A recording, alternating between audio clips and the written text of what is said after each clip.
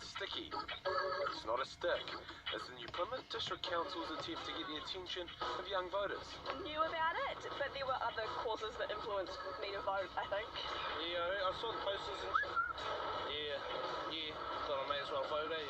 Yeah, I heard about this campaign too, so I voted as well. The Taranaki town dropped 30k on the campaign, which includes this giant, inflatable poo mascot. Didn't really affect me.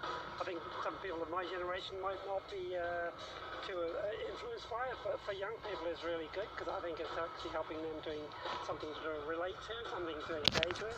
The campaign slogan encourages locals to give up about Ngamotu. Local councillor Stacey Hitchcock reckons it's time to start looking at crap differently. We want a culture within our council. We want a culture actually within our whole district that can be a little bit edgy, that tries something new. Because if you keep doing the same thing, you keep getting the same results. But the real question, do the people of New Plymouth give a about this campaign? At the start I thought, what the hell's this? But probably didn't get me into vote, but I did end up voting yesterday. I wouldn't have cared, but then I was just driving along with the road and I seen this big ass poster with a emoji on it, so I was like, yeah. New Plymouth District Councillor Murray Chong, you seem pretty cosy with that poop emoji, but what do you make of the campaign?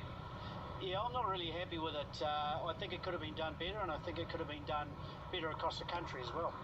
So it cost the council $30,000. Do you think ratepayers got ripped off? I think so. I mean, we got told as councillors to grab these things and promote them, and as far as me doing this interview, I don't think any of the councillors done it, because I think they're all a little bit embarrassed about it.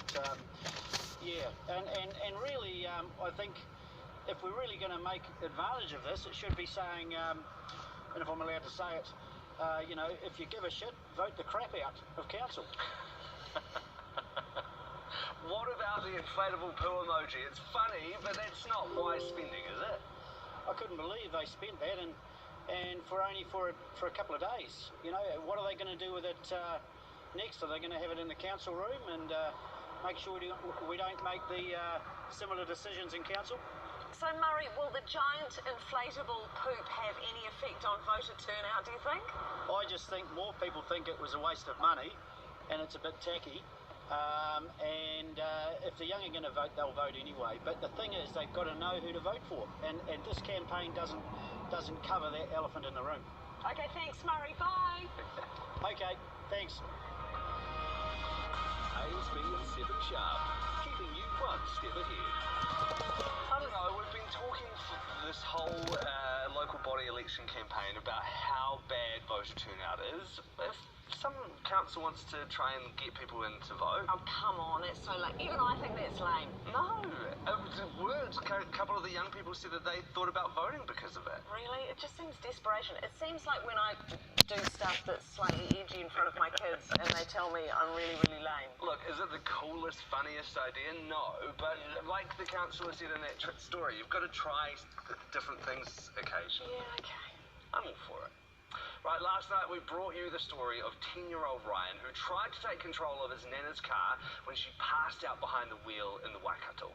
Ryan and his nana Kathy were very grateful to a passing truck driver who brought her car to a standstill. They never got the chance to thank him because he left once emergency services had everything under control. Well, today we found him, and as you'd expect, he was pretty humble about it.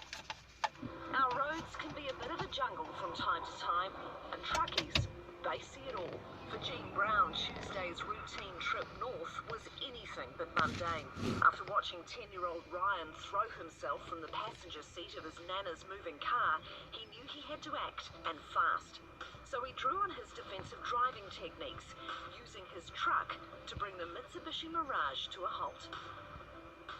And Jean Brown's with us now from Palmerston North. Jean, first of all, well done on what you did to save Kathy's life. She wanted to say thank you in person, but I guess I will have to do it. Thank you. Cool, thank you for that. She actually gave me a call last night, so we had a bit of a chat, so that was good. So I thanked her for giving me a call too. That was nice of her. Can you just talk us through exactly what happened? So we were driving along State Highway 1, myself and Steve Mitchell, and a car in front of us, a small child started leaning up the passenger window and waving at us. We didn't know what was going on, so we kind of didn't think too much about it. And then he did it again, so we kind of yelled out, "Hey, get back in the car, you might have an accident."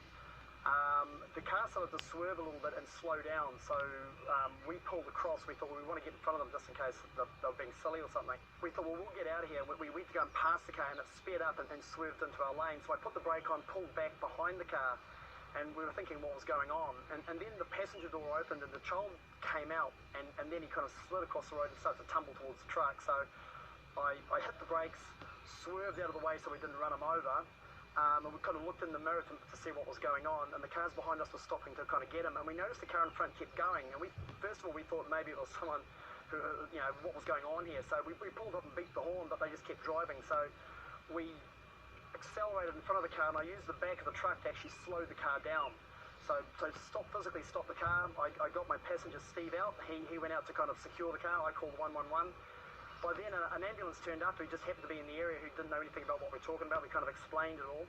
I think the funny thing was the police turned up, and why I drove off was the 111 operator said to me, "Hey, look, you can go now. The police are here." I thought she meant you can go as and drive off, but she meant I can probably go off the phone. So that's why I drove off. What sort of speed was the car going when he jumped out of it?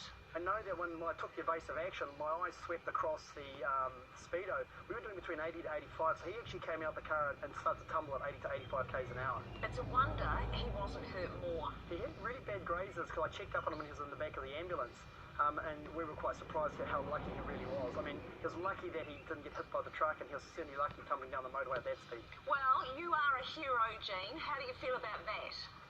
I'm not that comfortable with him, in all honesty. I was probably just a person with the right skills, happened to be in the right place.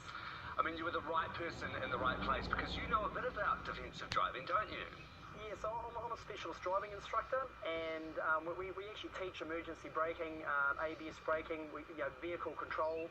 That's what we do for a job. So effectively, it was just what I teach all my students anyway.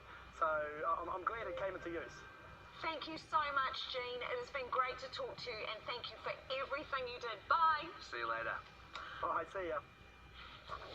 That is phenomenal. I'm sorry, maybe you believe in some bigger being in the universe, but the fact that he runs a company that trains drivers in defensive driving skills, and he was there driving the truck that could bring Nana's car to a standstill.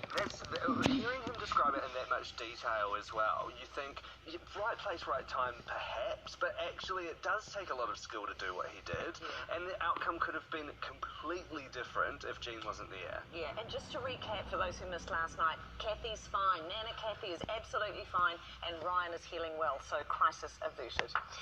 Christchurch's city mission has been struggling to cope lately with the number of people needing